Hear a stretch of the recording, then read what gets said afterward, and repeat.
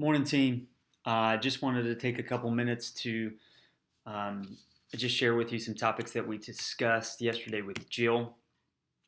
The first one, I think she explained pretty thoroughly, was just about this whole notion of registering new students.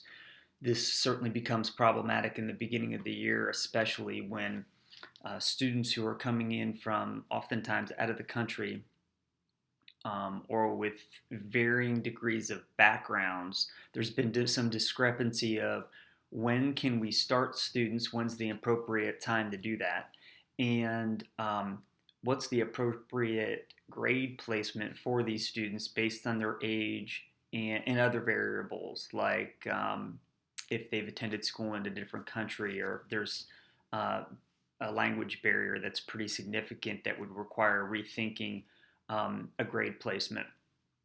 So I think she's underlined that um, the registration process will be done within 48 hours of the enrollment will take place 48 hours after the child enrolls. You can see her little graphic there on her email. For example, if child registers on Monday, they would start on Wednesday. That is in an attempt to give teachers adequate time to get that child ready, um, and so he or she can be prepared for the child coming into their room. I think the emphasis here is that members of the registration department will not be telling parents which grade level they will be attending, but that will be coming from the building because again, there's been some discrepancy of registration telling families that their child will be placed in one grade level, and then the administration has to kind of go back and say, actually, it's going to be a different one. Hopefully that makes sense. Jill is interested in knowing what kind of continuing, or if you're having continuing concerns around the registration process that can be relayed to her, and then she'll work directly with Tracy to see what can be resolved. Another topic that keeps coming up and landing on Jill's desk is the homework question of teachers not giving homework. It is important that we share with our staff our current homework policy and that we're really underlying for teachers that some parents are saying, well, if homework's not coming home, I don't have a good idea what my child's learning.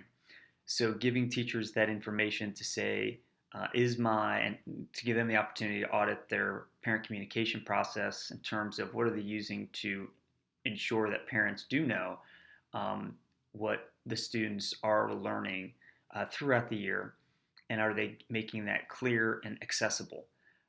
If teachers aren't giving homework assignments on a regular basis, what is their alternative for communicating to parents what their child is working on and the progress of their child?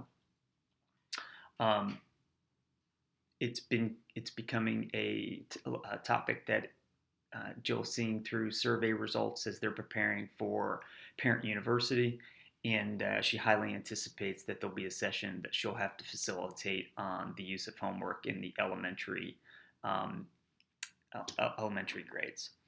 Um, we also talked a little bit about assessment calendars, specifically around literacy assessments, and Don O'Connor brought to Jill's attention that there's can be some discrepancy between buildings in terms of what the deadline says on the assessment calendar and what principals are asking teachers to do. And knowing that teachers are sharing this information from building to building, we just want to be really consistent.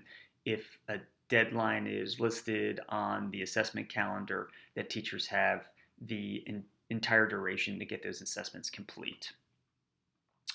The other topic that came up from Donna O'Connor was this whole notion of unfilled subs and ensuring that each building has a process set in place to ensure that there is a balance of if there is an unfilled sub or an unfilled classroom or an unfilled teacher, that the instructional support staff that typically fill those roles, there's some sort of system or balance so it seems equitable across the board and not one or two people are doing it entirely. Um, I don't have a perfect process, but I do use a balance system and a rotation to ensure that teachers, support staff who need to cover are A, trying to do only a half a day, and B, trying to, we set it up on a rotation so they kind of know in advance when they might be up. So it gives them just a little bit of an advance warning there. That's pretty much it. If you have any questions for me, feel free to reach out. I know it's hard to talk to each one of you because we're all so busy on the phone. So if this format's not working for you, let me know. Hope you have a great Friday and have a good weekend. See ya. Bye.